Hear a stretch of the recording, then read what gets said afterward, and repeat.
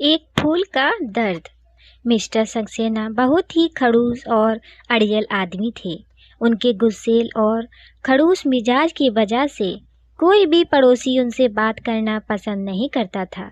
यहाँ तक कि उनके घर में काम करने के लिए भी कोई तैयार नहीं होता था, जिसकी वजह से 55 की उम्र में भी वो अपने बड़े से घर और 4 खूबसूरत बगीचों का काम खुद किया करते थे।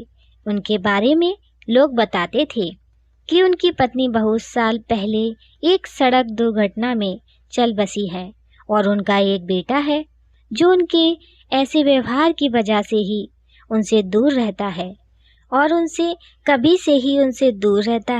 और उनसे कभी मिलने भी नहीं आता। मिस्टर सक्सेना लोगों के लिए चाहे जितने भी गुस्सेल थे, पर वो अपने बगीचों से अपने बच्चों की तरह प्यार करते थे।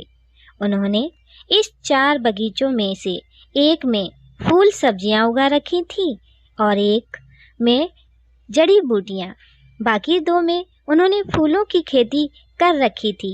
एक बगीचे में डहेलिया और सूरजमुखी उगा रखे थे और एक बगीचे में गुलाब की बहुत सारी अलग अलग प्रजातियां उस बगीचे की सुंदरता बढ़ा रही थी। मिस्टर सक्सेना इस बगीचे को इस तरह ध्यान रखते थे कि कोई भी अगर उनके किसी फूल या सब्जी को छूने की कोशिश भी करता था तो उसकी खैर नहीं थी। पर ऐसी ही गुस्ताखी एक दिन नमन ने की। नमन एक 11 साल का लड़का था जो मिस्टर सक्सेना के इन खूबसूरत बगीचों को देखकर बहक गया था और एक सुंदर सफ़ेद गुलाब तोड़ने की गुस्ताखी कर बैठा था। इस गुस्ताखी का अंजाम यह हुआ कि जैसे ही नमन फूल लेकर जाने को हुआ, उसने सामने मिस्टर सक्सेना अपनी छड़ी लिए खड़े थे।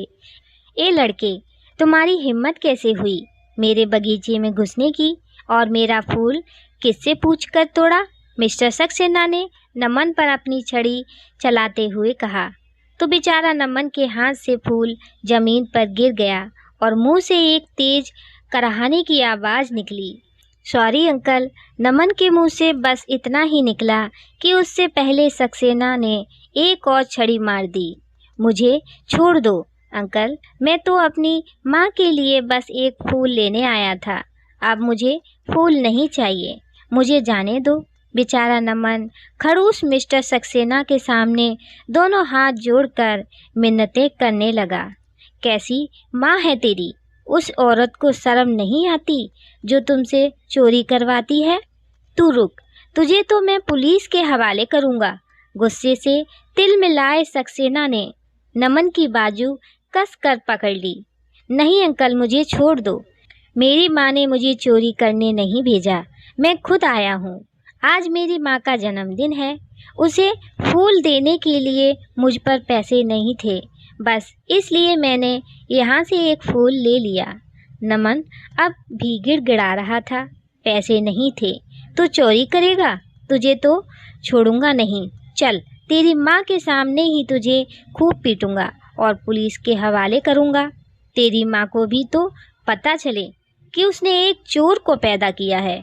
इतना कहकर मिस्टर सक्सेना नमन को खींचते हुए ले गए। नमन ने पूरे रास्ते उनसे खूब मिन्नतें की और माफ़ी मांगी, पर मिस्टर सक्सेना पर इसका कोई असर नहीं हुआ और वो नमन से ही उसकी माँ का पता पूछते हुए उसे घसीटते हुए ले गए।